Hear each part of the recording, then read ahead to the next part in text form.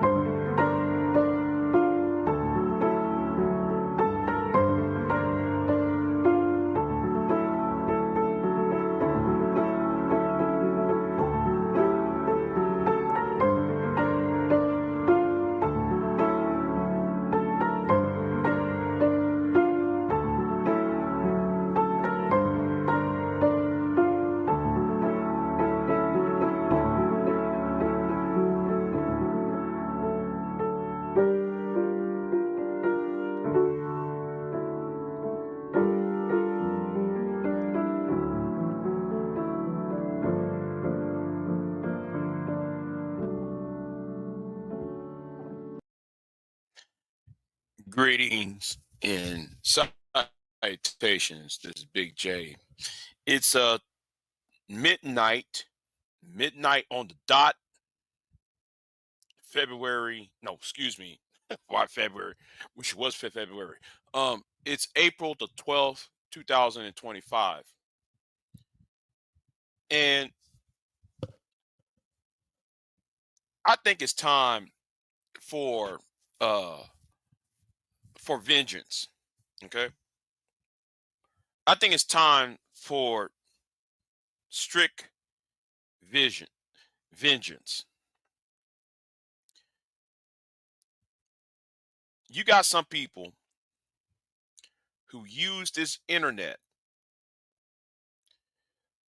and use social media to convict somebody that has not been, when nobody wasn't there or witnessed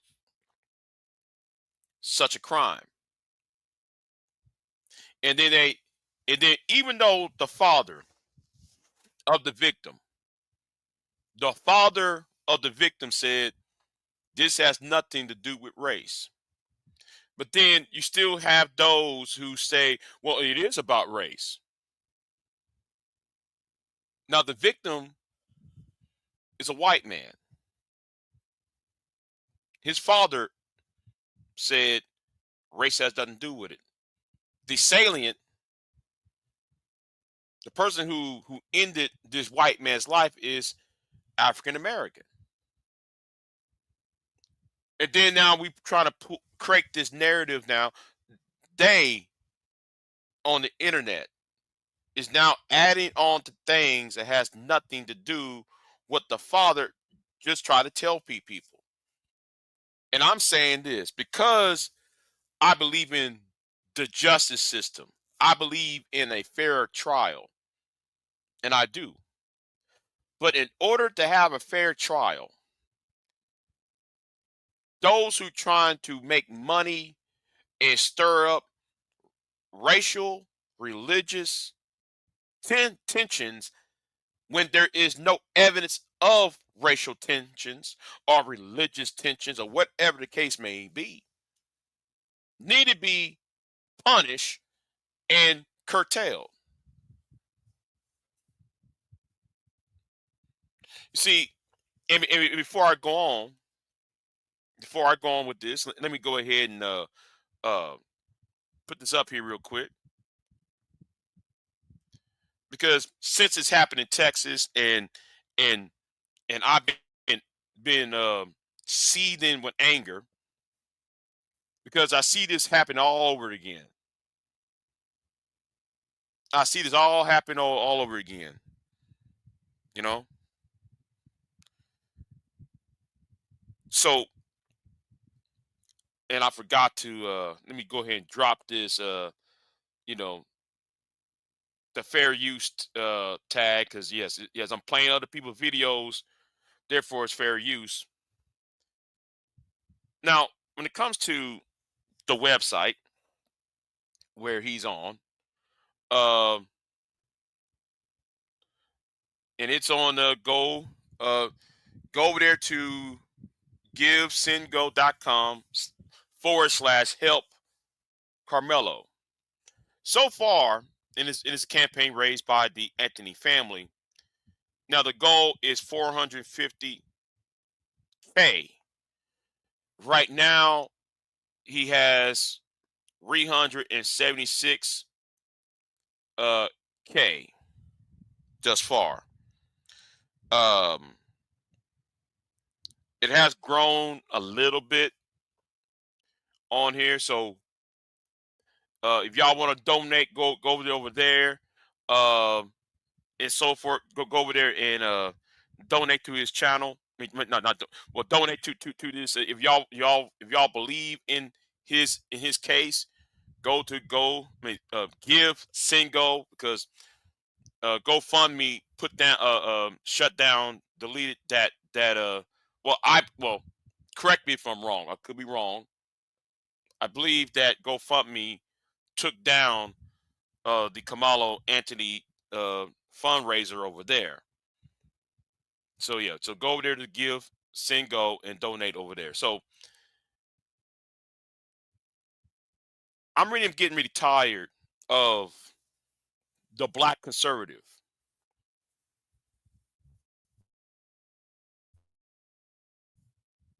and it's time to um,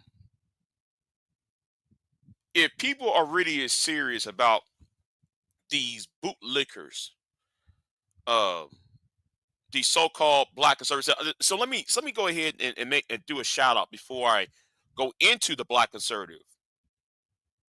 I want to say to Ricky Manor, who is a black conservative, thank you.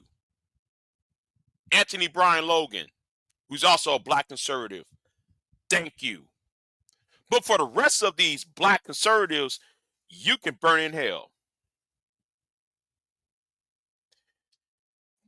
Our justice system, the ideas of it, right? The ideas of that's under the Magna Carta, since our Constitution, and how we English common law, you know English common law, which is came which our Constitution is a with the Magna Carta and such. You are proven you are innocent until proven guilty. That's for one thing. And second of all, any person who is going into a trial should have a fair and speedy trial. That's what I believe in. But a lot of you conservatives who keep talking about the Constitution, and y'all only talk about the Constitution only when it relates to issues like this and issues concerning black young black boys and y'all's issues with single black mothers. And this the reason why I think though after this year, after this case is over with, y'all heads need to be on the chopping block. Candace Owens need to be on the chopping block.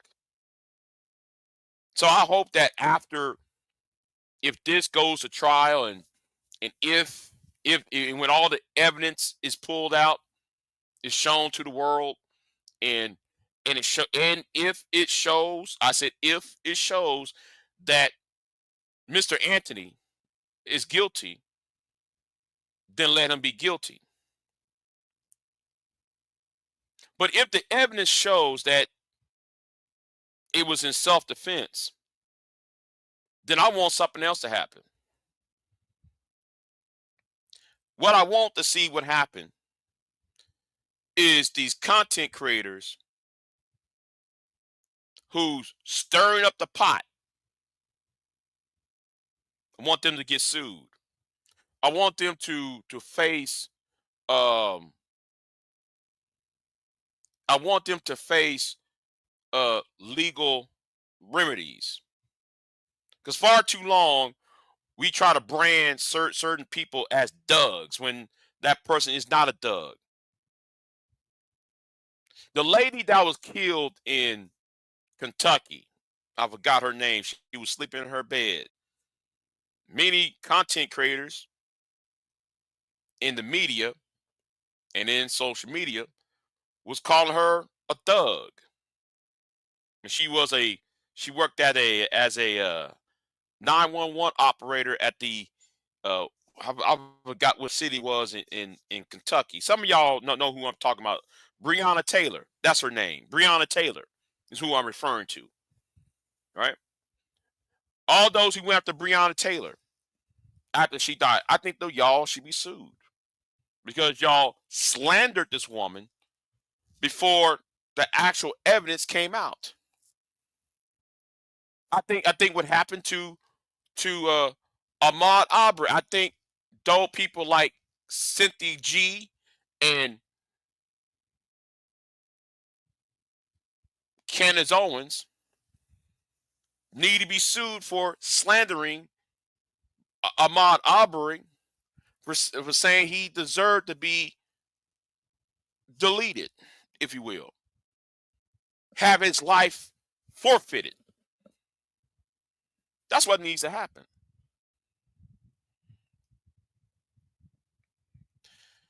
Now, there's another reason why I'm doing this, right? See, for me, facts matter, not your opinion matter to me. Facts matter. I believe when it comes to the justice system, facts should matter. Every crumb of a fact should be submitted in front of the court and lay out in front. No politics, no race, no gender, nothing. Just the facts.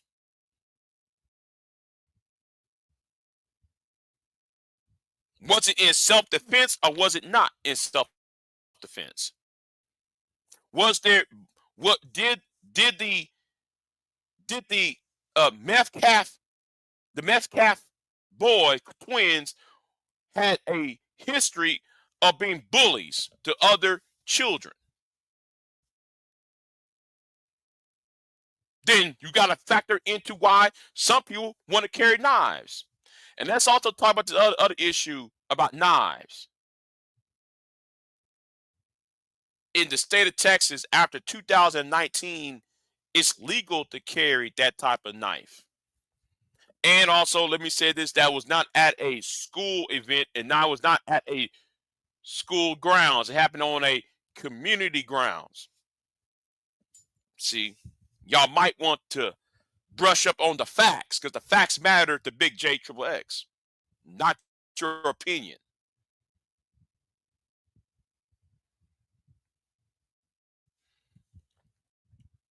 I forgot to do something real quick.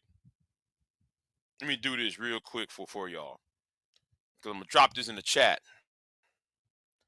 What's going on, Pierre? What's going on with you? I hope everything's okay with you, Pierre. Hope everything's okay with you. So let me go ahead and drop the link to the fundraiser. Let me drop the link to the fundraiser, and let me just put this on top. I seen some of it, V Dub. I seen some of it. I have to go back to that. I got to go back to some of those clips you had played. Right, I got to go back to some of those clips you played. But let's play this clip. Right, one of the eyewitnesses that was there. Right, so let's go ahead and play this real quick. Or get in, places where they, wouldn't get all extra with it.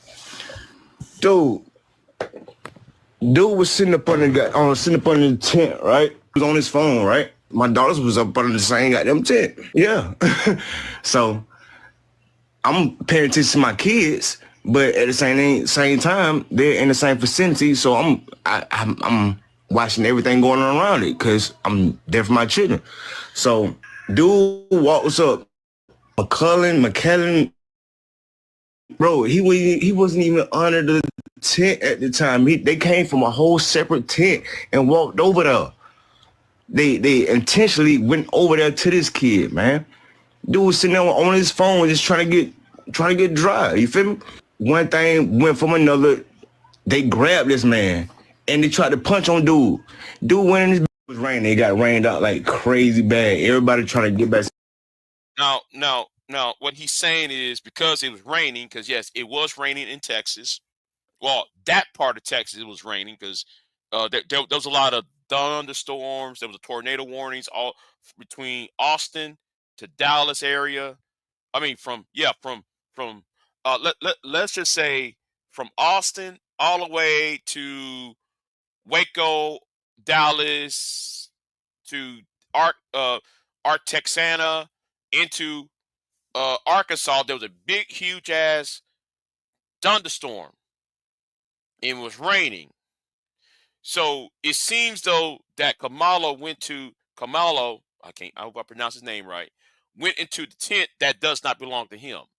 He was trying to get dry. It was at a track meet, supposedly. And then those two individuals went from their tent towards his tent. And that's when the altercation uh, escalated, right? So again, when it comes to me, facts matter. And I hope though they call him into the courthouse during the trial. I hope he's a witness in during the trial. And like I said, I hope that Matt Walsh, Brandon Tatum, Jason Whitlock get sued because they're trying to create a narrative that's not even there. Now, some of y'all and pure butterflies in the chat room, she might know who the person who I extremely hate on YouTube. There is a person who I cannot stand on YouTube, right? And this person is not a woman. This this person is not black. This person is not black. This person is not a woman. Y'all might know, some of y'all who might know me the longest know who I considered a political, social, and cultural threat to Western civilization, who is friends with white supremacists.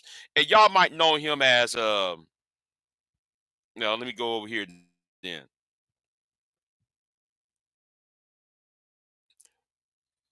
Over here. Y'all might know who this person is, right?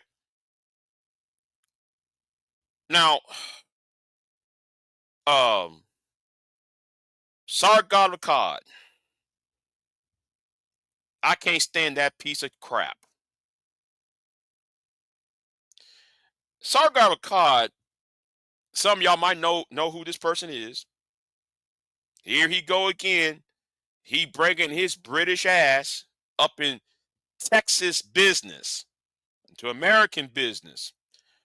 So he didn't have. So he was out there in Great Britain over the summer.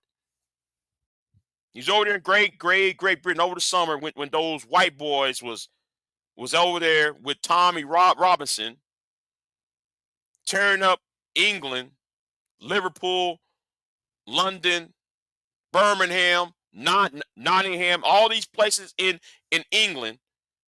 All those white boys tore it because of Arab men, Muslim men, quote unquote, having engaged with unlawful activity with Caucasian English women. But let's see what the narrative, what they're saying. Let's see what the narrative, what they're saying on this channel. A model citizen.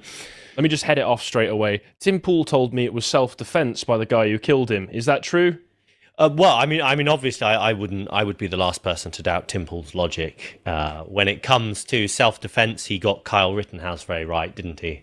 He famously said that Kyle Rittenhouse was a murderer, I believe. Did he? He did. Yeah, I didn't know that. Actually. Yes, he did. Yeah, he came down very hard on the side of. Yeah. These are the three white supremacists from the alt-right, and the one on the right is the one who I'm talking about. Carl Benjamin. Mr. I'm white. I'm a white conservative, but you're not all the way white, Sargon. You're not all the way white. You're part black. Your granddaddy is a black man, a black British man. So we don't want to see, you don't want to tell everybody else that. But here's how you talk about black men. And you talk about black people. But we'll just continue. Go ahead. The three Antifa mutants who tried to murder Carl Rittenhouse and failed. They tried to touch him. They died doing what they did best, trying to touch a minor. I think that was a joke, Tucker Carlson. But yeah, no. So we got this chap, Austin Metcalf, 17 years old, at a track meet, is stabbed in the heart by another schoolboy, Karmelo Anthony. He was black. Austin Metcalf was white. Karmelo Anthony had brought a knife with him to the track meet, as you do. I remember my days at school when we used to do athletics and we'd go to Exeter, to the local. I would always bring a knife with me, and just in case somebody touched my backpack. Makes sense. Well, first of all, I guess you forgot, since y'all are British though, but it's called the Second Amendment. If you come down to Texas and you come down to the South, when I was going to school, we had gun racks on the back of our trucks, and we had our 12 gauge shotgun, our 22 rifle, our 30 rifle, and we do that during deer hunting season. If you go to a rural Texas area, just like Frisco is, young men do that all the time because we go deer hunting all the time. We bring knives. We bring our fishing gear because once school goes out, we're going hunting, hog hunting, deer hunting. We're going fishing. And yes, and when we go fishing, we're bringing knives. We do that all the time. In some schools, like the one school I went to, we use guns for class.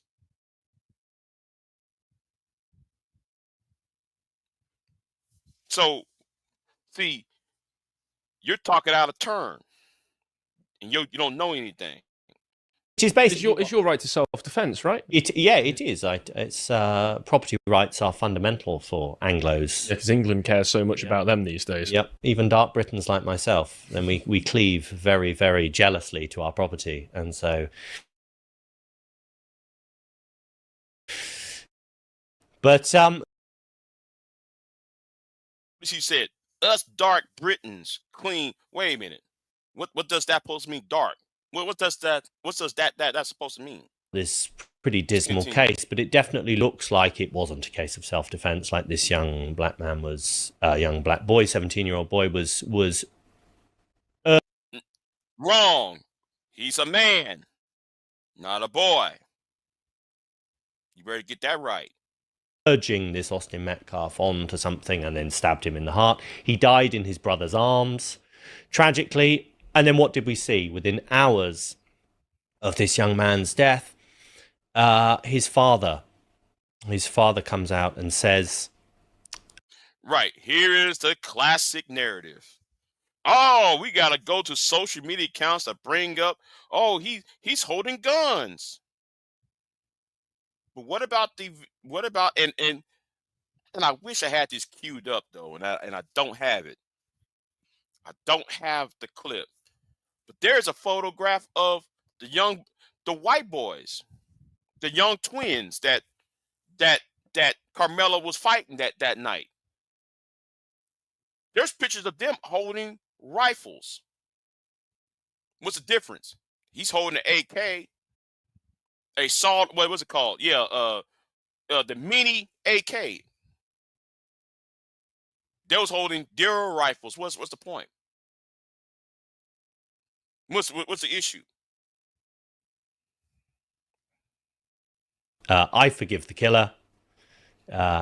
We shouldn't be hard. We shouldn't be hard on this young man. You know, he's made a mistake. His life shouldn't be ruined, basically. So, which government agency prepped him to give that speech?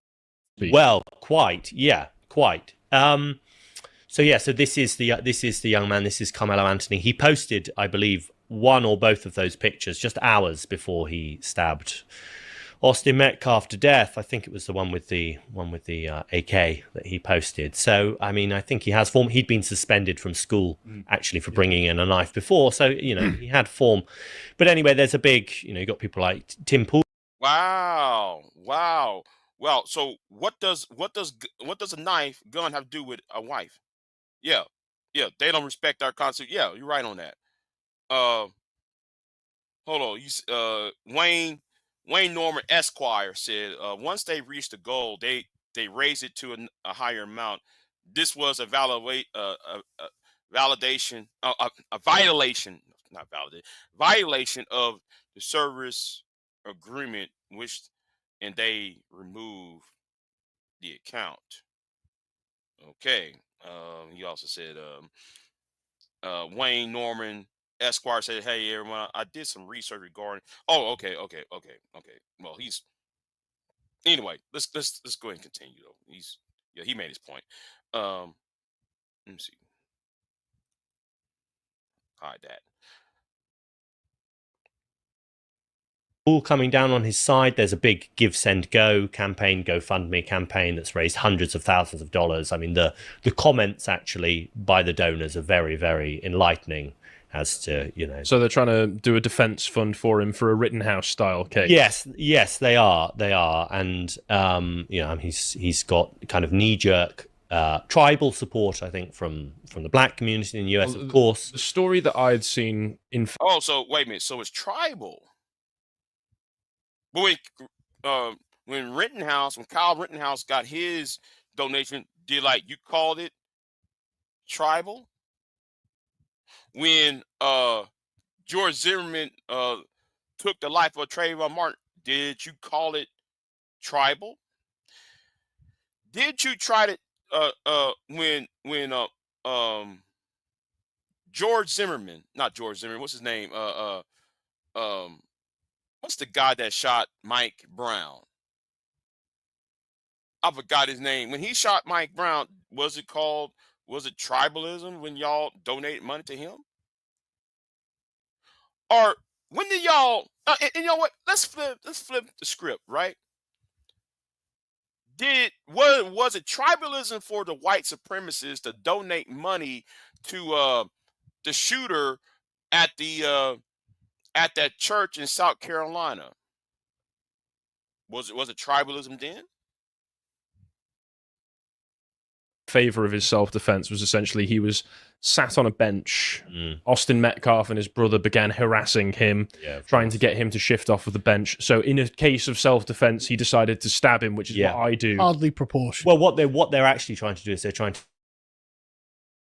to make it like a modern day Rosa Parks famously posing with which was also a staged event by the NAACP. It was, and it looks like, actually, I mean, there was a tweet this morning, actually, I didn't put it in the show notes, but there was a tweet where someone was saying the people who are now representing this chap, Carmelo Anthony, are actually known like race grifter types, and it looks like they're gearing up Wait, race grifters?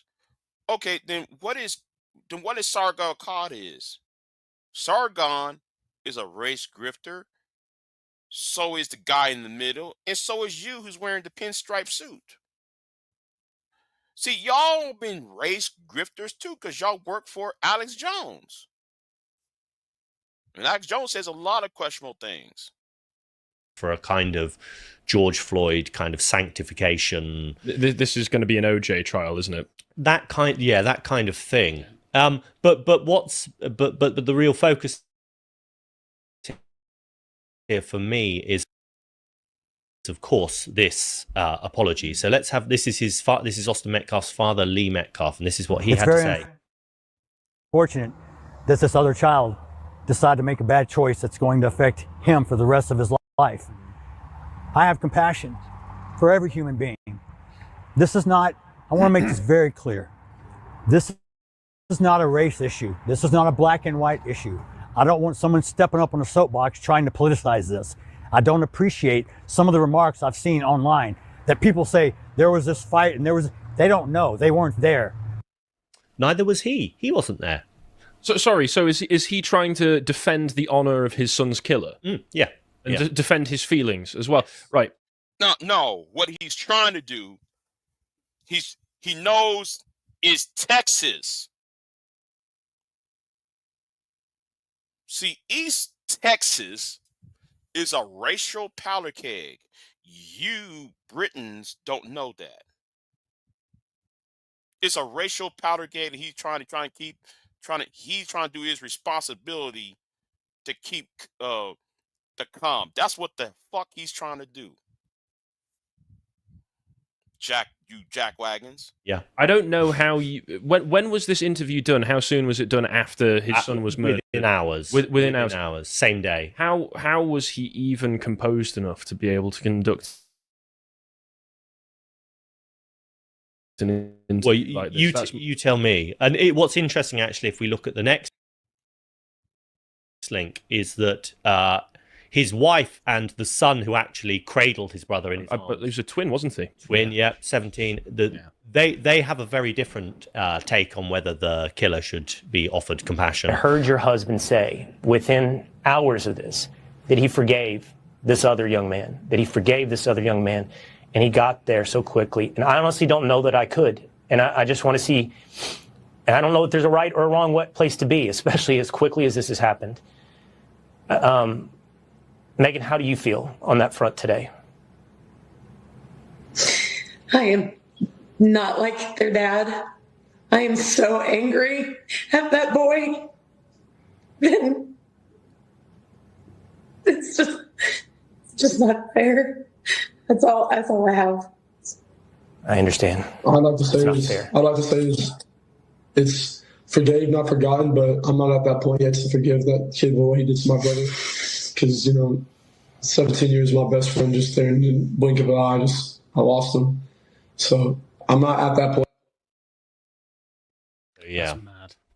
It's crazy. So, I mean, as you can see, look, the brother has a cross around his neck. So they're obviously, I would say, that we can infer that they're Christian. But what is it that actually makes a father forgive his son's killer like this and display more concern for the killer than his own son? So, I wrote a piece for InfoWars last weekend where I was talking, about the case. And, I said, look, Jeff Metcalf, father, could just be a deeply committed Christian. He could be someone who genuinely believes in the value of forgiveness and rejects the law of an eye for an eye. Or alternative. I'm really getting tired of y'all using the Bible. I'm getting tired of y'all trying to use that Bible. Maybe y'all use that Bible beforehand. You would tell your sons not see. I don't want to go there, but I think I must need to say it. Put your hands to yourself.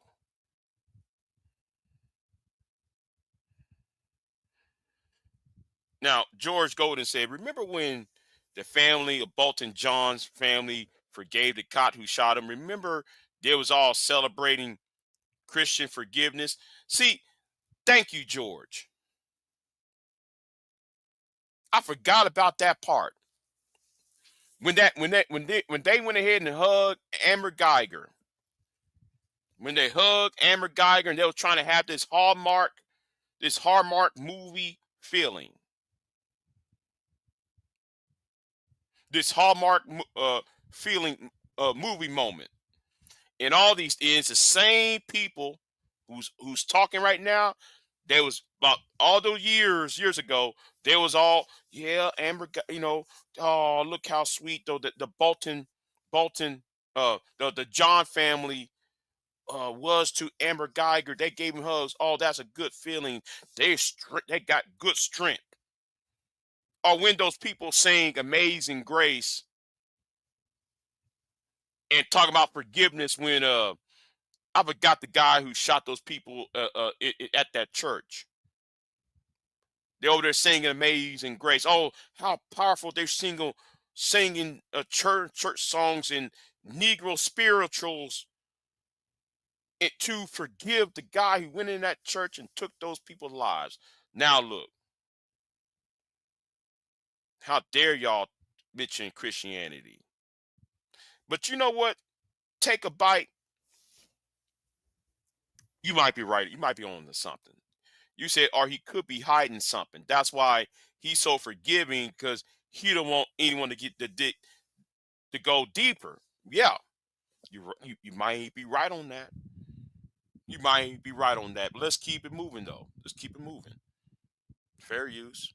He could just be a libtard whose brain has been so fried by the programming, that all he really cares about is signaling his virtue. You know, he's wait. Hold on. So, wait a minute. He's a libtard. What makes him a libtard? Because he asking people to be responsible?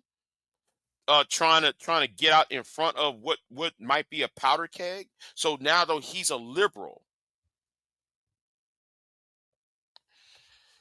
Far as I know, since Frisco, Texas is in north side of Dallas, therefore that area is highly, highly conservative. I doubt that the Metcalf family are a bunch of flaming bright blue liberals. I highly doubt that, based on how they talk and their mannerisms. More interested in going on the news and saying, "I'm a good person." Basically. I mean, if it's that second one, that's just. I mean, sympathy for what happened to his son. I can't imagine what he's going through, but that's a deeply inhuman reaction to something. Well, I wonder how much of this is him trying to exercise some sort of agency over the situation, right? Because there's nothing that he can do otherwise, and it's quite harrowing. I mean, grief does terrible things to people, and I think unless you've actually experienced real grief yourself, unless you've had a child murdered, and then you've got cameras pointed in your face, I mean, you don't honestly know how you would react. You know, and I mean, I've been to funerals and I've seen, you know, mothers whose children have died young, and they're not even crying. You know, it's not. I mean, it's not open and shut, but nevertheless, there's this phenomenon that we see again and again of white parents whose children are murdered or seriously injured by non-whites in violent crime, and what's their first instinct? They go on the television and say, you know, I've forgiven the attacker, the killer. It's not about race. It's categorically not about race. So are you implying that Karmelo Anthony is a racist? Is that what you're implying? Yeah, yeah. George, I'm glad you say that. The fact is that Fox News is trying to make a wedge between the families, downright evil. I'm glad though you noticed that, because they asked that stupid ass question. They asked that dumb question right there. You know. So now Karmelo Anthony hates white people, so he was targeting white people. That's what this clown is telling you. Always feels like a talking point that has been handed to them. Yeah, I mean, it sounds like a script. And so who might be providing this script? Well, there's an agency within the Department of Justice called the Community Relations Service. Would you be able to? Yeah, that's it. Nice. The Community Relations Service, and I think it's a very secretive organization. First of all, that's because of what it does, and because of the potential, really the explosiveness, actually, I think, of what it does. So the Community Relations Service was founded off the back of the Civil Rights Act in 1964. So it was dreamed up basically by JFK, but it wasn't implemented, by JFK because he was killed. It was his successor, Lyndon Baines Johnson, who oversaw its creation. And it was basically founded to pour oil on troubled waters. And, the waters were very troubled in the 1960s, right? And it was about trying to bring together the black and white communities to avoid racial violence, etc. So the website says, and this is the website that we've got up, the mission of the office is to be America's peacemaker, tasked with preventing and resolving racial and ethnic tensions, conflicts, and civil disorders, and in restoring racial stability and harmony. This is the point, right? And this is why they get the parents to come out and say, this wasn't about race, I've forgiven my son's killer, because there is a collective debt being incurred when these happen. And it's very difficult for the individualist liberal mind to conceive of this, but there's a deep sort of human understanding. And so the father is, when they come out and say these things, they are in some way being responsible. They're in some way saying, well, look, I don't want the collective on one side to have an increased level of hatred for the collective on the other. And I want to maintain the harmony of society because these people have to live with us. And we don't want to arrive in a kind of 1930s Germany situation. And so I can understand why they're doing. Well, wait a minute. We are in 1930s Weimar Republic. And Carl, I'm talking to you, Carl Benjamin. You helped foster that with here in America. You brought your ass from Great Britain 10 years ago. You went to that black school over there in Missouri. You stirred the pot. Then you went to California. You stirred the pot, and then now you went back to Great Britain, Carl. I'm talking to you, Carl. Went back to Great Britain. And you're trying to get into British, you're trying to get elected into the British Parliament. And you couldn't no longer do it because Nigel Farage stole your thunder. And that's why you're jealous of Nigel Farage. But as you said, it's kind of inhuman because it's entirely natural to have this, when this happens, to have a kind of sense of, no, there's a burden that you keep incurring and I'm unable to get restitution. And restitution for this burden that's being incurred. Listen, I see things in a quite Carlylean perspective, personally, in that justice is good's revenge against evil. Yes.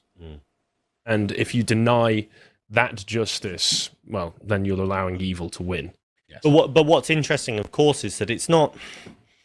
On the one hand, I could understand a very committed Christian saying, look, I abjure the possibility of vengeance. I don't want that. But it's the then going on to say there's obviously no racial motive. Yeah. I mean, if you say so, I mean, what you're actually doing is you are foreclosing the possibility of any investigation of there ever actually being a racial motive. And what was the history between these two kids? Well, exactly. We don't know yet, but I mean, there doesn't. Then therefore, if you don't know, why are you talking? And if you don't know, why at the beginning of this live stream, you, Carl, and what's his name was sitting over there talking about violence that happens upon non-whites by the hands of those who are not white. The violence came from the violence inflicted on whites by non-whites. See, I know the game. Okay? I know the game you're trying to play. The three of y'all trying to play on here. Doesn't even need to have to be a history. I mean, you can decide to murder someone for racist reasons just from looking at them because you see the color of their skin. And we know the rates of interracial violence are incredibly lopsided. Yes, yeah, incredibly skewed. So the CRS has been around since the 1960s. Its remit was broadened in the 1990s to include hate crimes against, sex-based discrimination, gender-based discrimination, all that kind of stuff, as well as racial incidents. We don't know a great deal about when it's used, but we're told that it was used during or in the aftermath of the Rodney King riots, when the police who had beaten Rodney King were on trial, and I think the CRS kind of jumped into action and was used to kind of keep tensions down. It was used in 2020 during the summer of Floyd as well. It was present in Minneapolis when Chauvin was on trial. But yeah, the actual workings of the organization are kind of opaque, but occasionally you actually get a view into what they really do, like in detail. So, I mean, I started writing about the CRS at the end of 2023, and at that point they had a case study on their website of the killing of a man called Donald Giusti in a park in Maine. And that really lets you see actually what they do. What does it actually mean for the CRS to intervene in a situation where a white person has been killed by a non-white person? Well, historically, black people, I'm going to talk about black people and Hispanics real quick. Usually, the reason why they created that, right, is because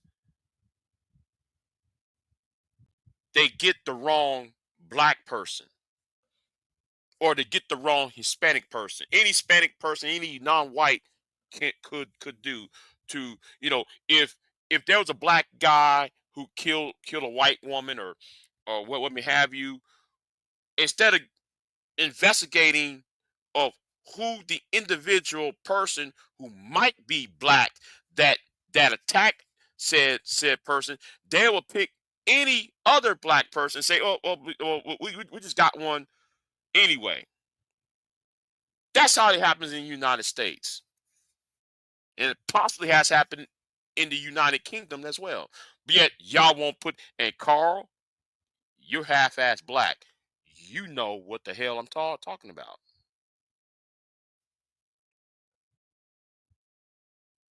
So Donald Giusti was beaten over the head with a rock and kicked to death by a group of Somalis in a park in Lewiston, Maine.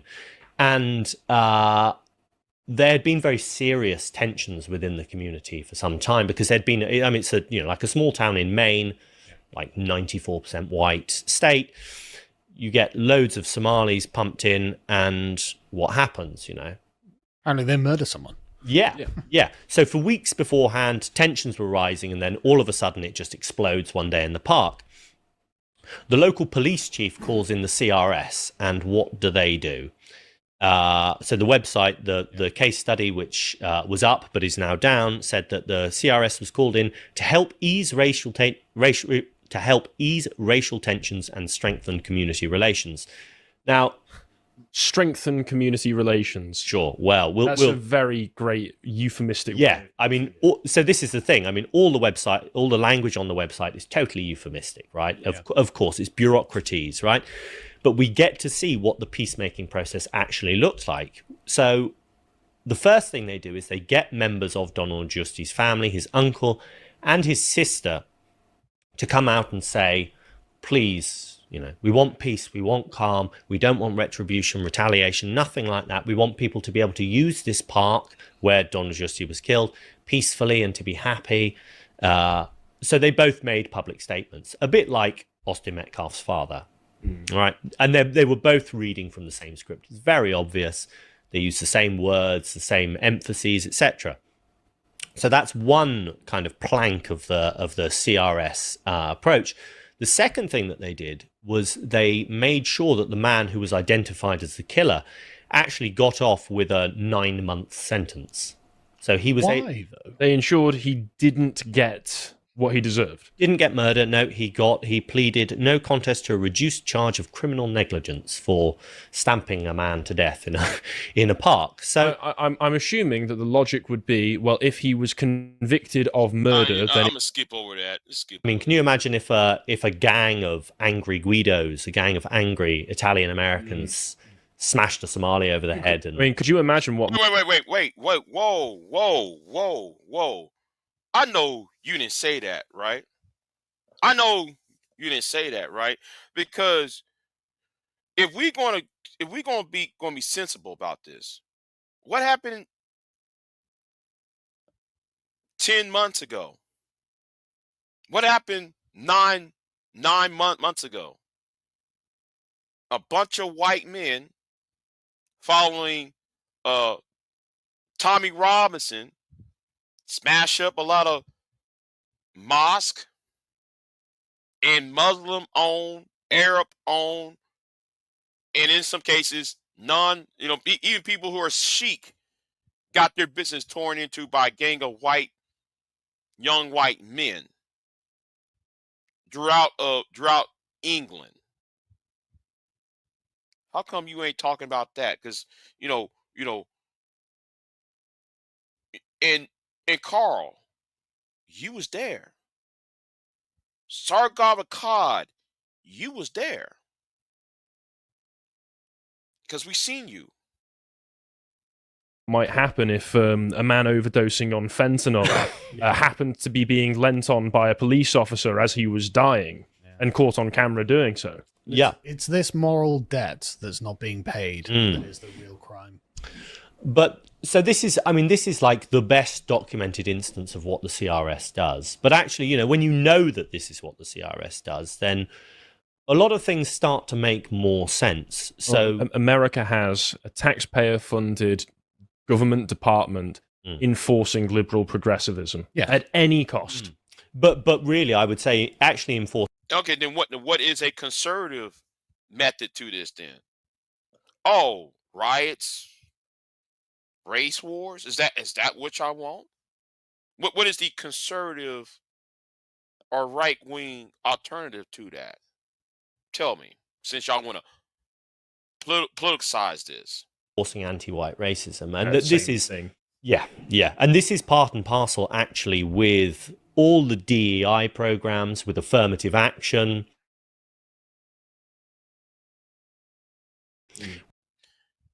Wait a minute, DEI, right? The people who get DEI and also affirmative action are the women that look like you. Caucasian women gain more from affirmative action than any person of color. Maybe you might want to do your research while you up in Hayes County, Texas, because that's where InfoWars is at. It's not far. InfoWars is not far from where I'm at.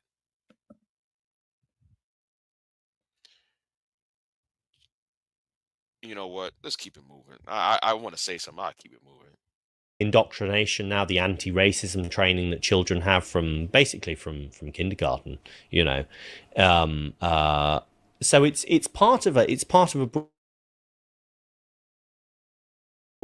broader kind of structure, I think, of anti-white racism in American government. But like I say, you know, things start to make sense. So you see in a new light, for example, the appalling, repulsive statement that was made by the father of Aidan Clark during the election campaign. You remember this? I wish my son had been killed by an old white guy instead of a he wasn't a Haitian. But no, it's the thing, because they say his death has been used to spread hate towards migrants. It's about, I want to avoid the negative characterization of a group that has, whether we like to admit it or not, taken on a kind of moral debt for their crime against another group. That's, again, the liberal mind has real trouble dealing with collective guilt. But I'm sorry, the human soul feels it, and that's what all of this is about. But what's particularly interesting about Aidan Clark's father is that this was during the election campaign, right? This was when, after Captive Dreamer, the Springfield and with all of the Haitians, the 50,000 or 20,000, they were eating the dogs. Haitians eating dogs, and and all that, right? Yeah, isn't that a word against? Isn't that word? You know what, George? I don't know. Maybe so. You know. Anyway, eating the cats, and yeah. So I mean, this was a live political issue, and it was a winning issue for Trump in the end, I think. And so that makes the likelihood that actually the community. No, Trump won. Let me tell you what Trump won, right? Trump won. See, I'm gonna tell you how Trump won. Trump won because a woman, okay? He only beat 2 women to be president. He never beat a man. Oh, Big J, what are you talking about? Let's go there with this, right? In the year 2000, Trump was going to run as a member of the Reform Party. But because of Ross Perot, another billionaire, Patrick Buchanan, and John Higley, all 3 of them whooped Donald Trump in their little Reform Party convention in the year 2000. 16 years later, Hillary Clinton became the nominee. Trump became the nominee. He beat Hillary Clinton as a general election campaign. Another general election came up 4 years later in 2020. It was Joe Biden. Joe Biden defeated Trump. Now, since a woman appeared in the form of Kamala Harris, he beat her. But at the same time, you got to blame the Democrats, because the Democrats are a weak punk ass party who in my estimation, y'all worry more about the Decepticon rather than talking about policy that would help every American man, woman, and child. Y'all try to cater to the quote unquote agenda rather than talk about how to create a better tax plan, a better policy, bring peace in Ukraine, and stop Netanyahu from going into Gaza. Allowing Benjamin Netanyahu. See, you know what? I'm gonna get out of there. Let me get out of there. You know, let me get out of there. Yeah, yeah. He said, I'm still mad for black conservatives for helping to push push that lie by Haitians, yeah. But I'm gonna say this too, though, George. Black conservatives they are about to get that work. If this keeps up, black conservatives gonna have a backlash. All right, they're about to have backlash coming to them. Community Relations Service stepped in more likely. I mean, I think that's exactly what they did. I think that's exactly what they did. They went and they spoke to the father, and they said, "Look, would you say something about the politicization of your child's murder?" And whether they wrote him a script or whether they just sat down and talked to him and said, maybe it would be good if you said this, we don't know. And it's always the same script, though. Oh, Wait. Stop it. The politicization of his death, right? Well, wait a minute. I know he didn't say that, right? I know he didn't say that. Because nobody didn't even realize about this case for the most part until Matt Walsh made the video. And I forgot to have this queued up. By the way, y'all, I apologize for not having this queued up, So go ahead and go ahead and play this real quick. All right.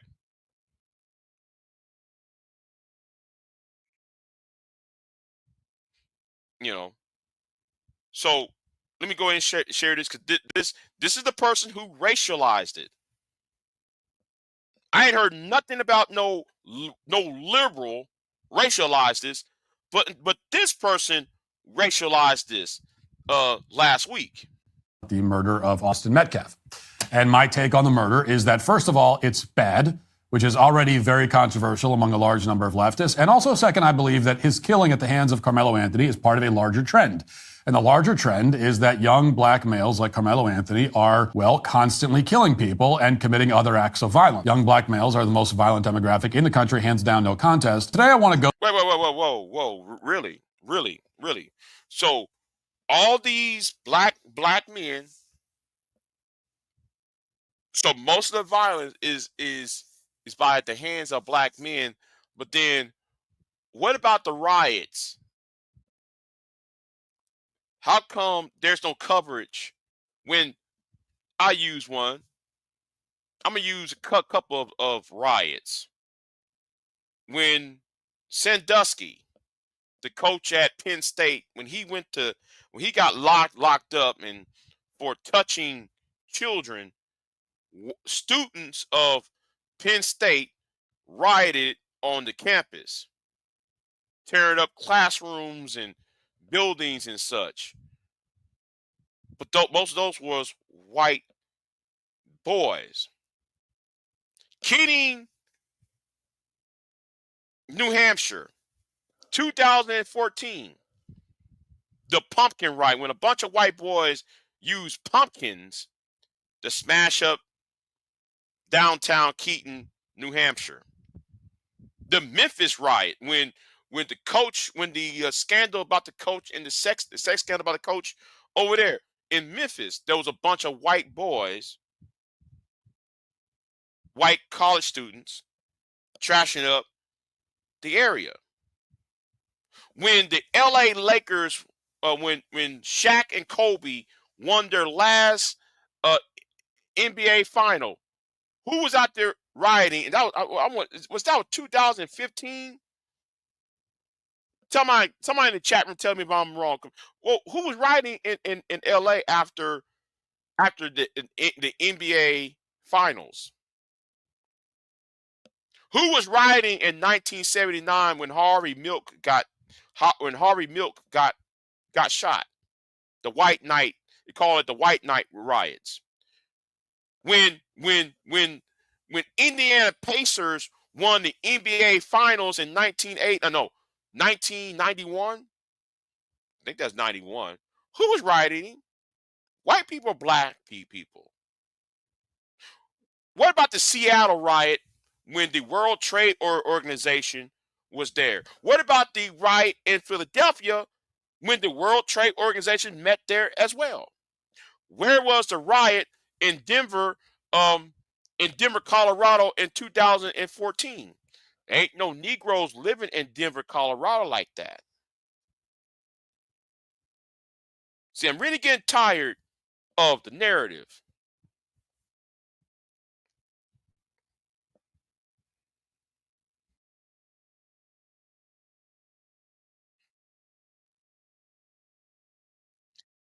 Wait, hold on. Say that again, Sargon. Say that again, Carl. I want Carl to say it again. Come on, Carl. Say it again. Let's go back a couple seconds. Hold on. That group killed somebody I love. Hold on. Let's go back. Let's go back a minute because I want to be fair to Carl. I want to be fair to Sargon Akkad here.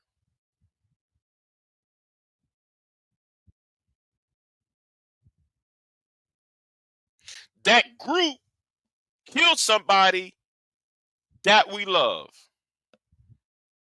But ain't you 15 minutes earlier talk about we should do things on the individual basis? Now, it's one thing to say one of the group killed somebody I love. No, you said that group killed someone I love. So therefore, you just, Sargon, Carl Benjamin, you just sit there and made a complete indictment of the entire race of individuals. But if a white person, when Tommy Robinson in Great Britain was doing his, y'all was trying to talk about why you victimizing us white men over the last summer.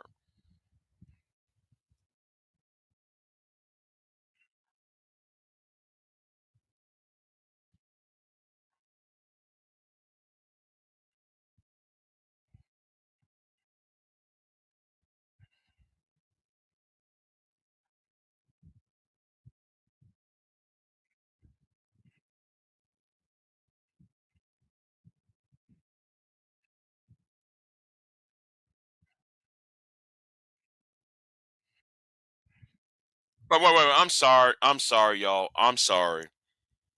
I forgot to. And then you bring in someone with a. Hold on. I forgot to switch over. I apologize. I forgot to switch over. You said, Big J, I know these white bots feel entitled to double standards and only think the country should help them. They forget tribalism in Europe against each other before the Roman occupation in modern day. Boys, not bots. Oh yeah, you know white boys feel entitled. Yeah, they do.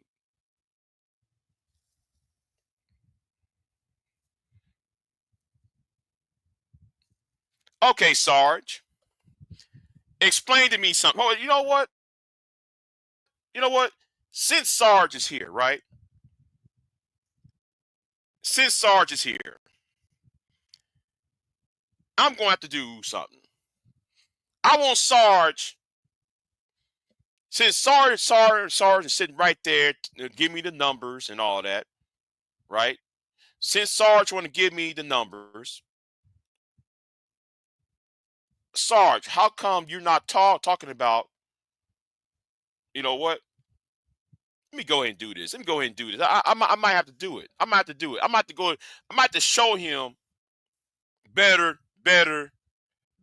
I'd rather show him better than telling him. So I want Sarge to explain this, right? I want Sarge to explain this video right real quick. I want him to explain this though, right? Now I'm gonna cut down the music. I want Sarge to explain this, right? Now this video is old, right? This video is old.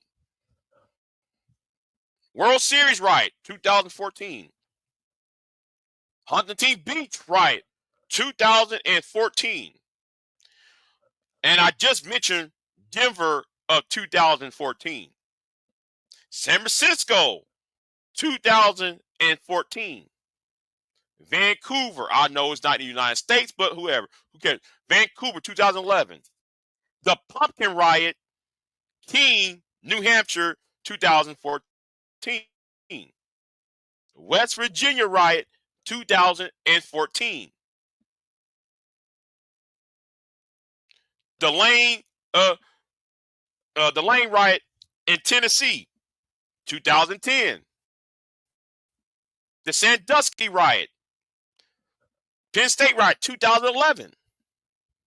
Vancouver again in 2011. The 2010 G20 riot in Toronto. The Seattle World Trade Organization riot, 1999. The Tompkins Square Park riot, 1988. The White Knight riots, 1979. Now, Sarge, there is a reason why I'm doing it. Because of the narrative. Because you like to sit at the top of the numbers, but then you don't want to talk about the conditions that's on the ground.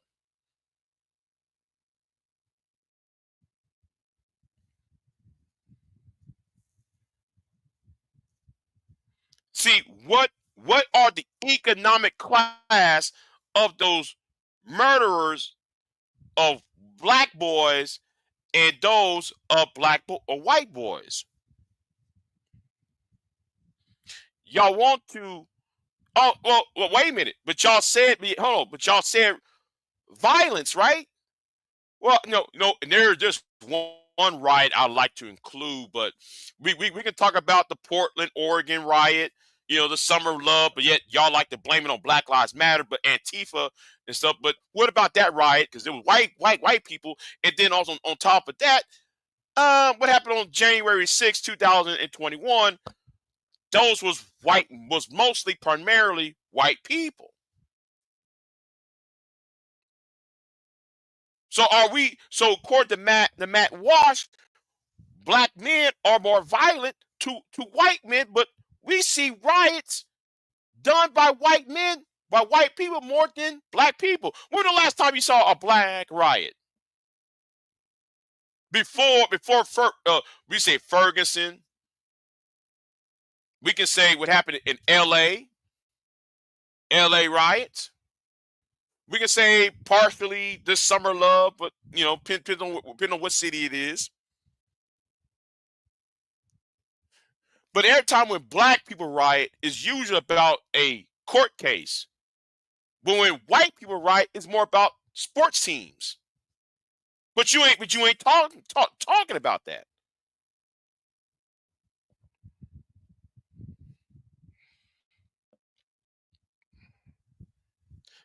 White men and black men can be violent and riotous, but homicide is considered to be the ultimate in violence. But riots do start. Okay, she said, good stream, Big J, listening. I woke up at 5 a.m. listening, and I'm getting sleepy. Okay, then, Pierre. And I missed talking to you, Pierre. I meant to call you yesterday, and also Wednesday I wanted to call you, but I never had, I didn't have a chance to call you. So anyway, you have a good one, Pierre. You have a good one. But anyway, let's get back on this, right? Anyway, let me get right back to over here, though. Get back to over here then. Because I got to go back. To what was said. Because, see, what was said was so erroneous. And I find it troubling what Sargon Akkad just said. The script, or whether they just sat down and talked to him and said, maybe it would be good if you said this. We don't know. And it's always the same script, though. Oh, you're spreading hate towards this group. And it's like, okay, but that group just killed someone that you know and love. Right. And again, that group killed somebody I love. Wait a minute. I thought this was supposed to be based on the individual, Carl. Explain that. I wonder what they hang over these people's heads to get them. We already heard that already. We heard that part. White people generally are more trusting of the government, maybe, than they should be. And certainly than other groups. But there's some good news, at least, which is that the CRS actually appears to be on its way out. So we've got big purges across the US government. This was announced very quietly, and it was announced quietly, actually, because people just don't know about the CRS. Yeah, I've never heard of it. Yeah, that's the interesting thing, is that people just don't know that this department even exists, but it does. So there's a memo circulating.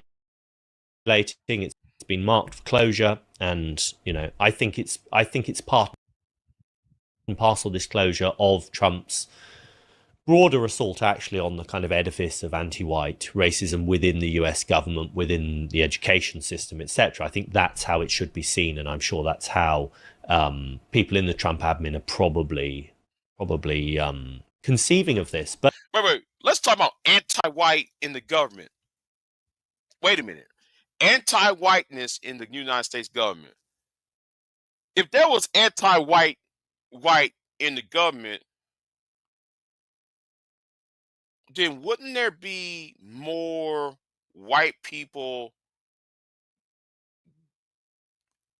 getting less not rewarding contracts? If the United States government was anti-white, wouldn't there be wouldn't a lot of white cities being propped up?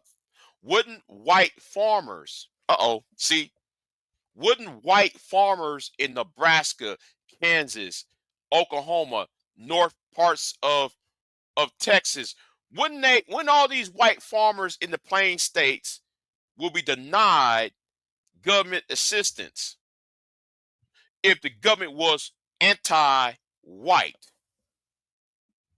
Same land that was taken from Native Americans, same land that was taken from black people in the South. Wouldn't there be Southern land being compensated from white people who got money from who they got the land from other groups of people? If the government see, this is how erroneous and lie you try to make.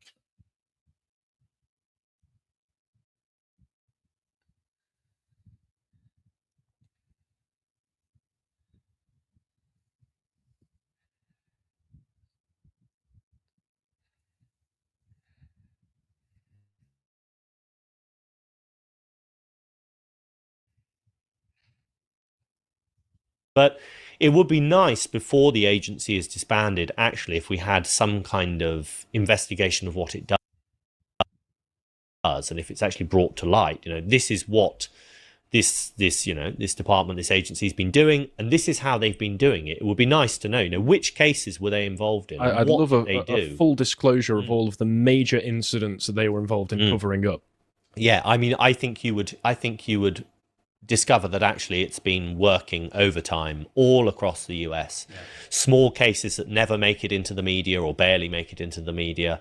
Which judges have they been talking to?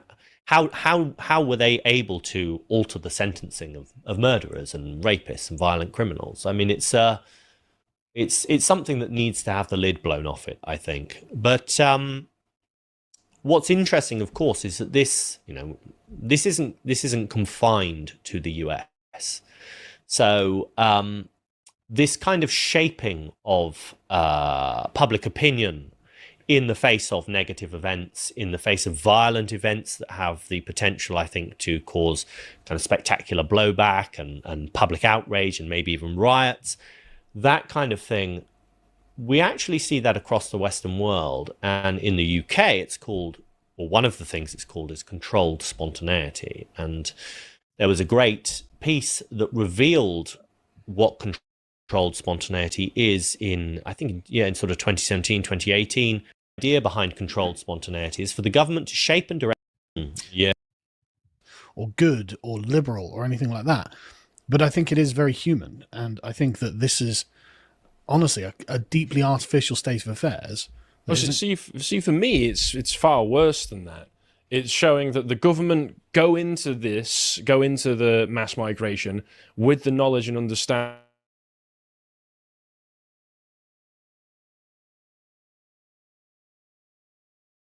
to prevent them committing atrocities, only to manage perception. You know what? Let me stop right there real quick. So yeah,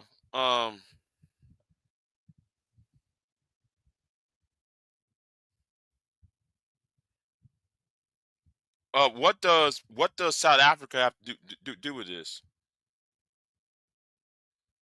Grandmaster Troll, sorry, he's not looking at he's not looking at hard time, because facts matter over here. You know, I know y'all like the troll. Hey, hold on. Anton saying what? Wait, hold on. Time out. Hold on. Anton Daniel said what?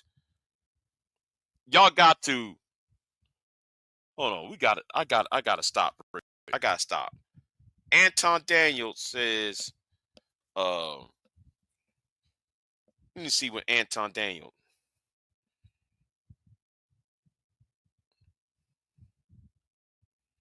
Oh, counting bodies have Texas has retroactive child support. Body counts provide. Oh, okay, yeah.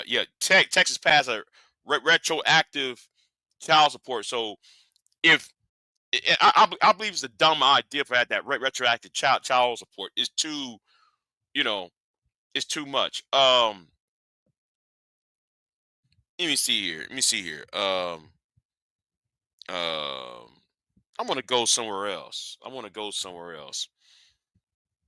You know, hold on. I'll be right back.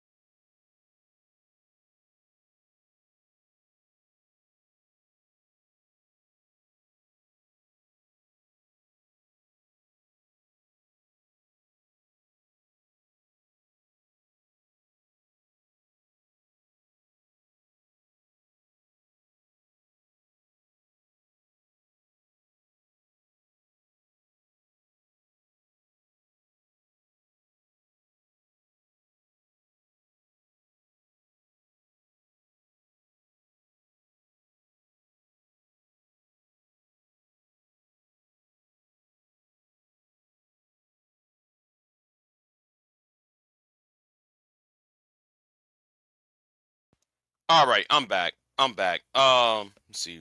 Got new comments. Yeah. Well, no, I have to do a little pit stop. Water bill needs to be paid. Let me see. There was something else I want to talk about. There's something else I want to add on to this, right? Um, I forgot. I forgot what I was about to say here. But you know what? Yeah, you know what? I'm gonna end it here. Um, so yeah, I'm gonna end it. I'm gonna end my live stream right here, y'all. You know, I'm gonna get off of here. Y'all be easy. So yeah. So if y'all want to donate to my channel, here it is. Here's my Cash App right here. So I'll see y'all next time. Yeah, it's 1:23 a.m. I might go live maybe in the morning. Yeah, maybe in the morning. I think in the morning I might go live because I want to continue this, but I said enough. So anyway, I think though Matt Walsh and Jason Whitlock and I think Brandon Tatum needs to be, because they're adding fuel to the fire and making things up and stuff. And no, I think though there needs to be legal remedies to all this. So anyway, y'all, I'm out. Peace.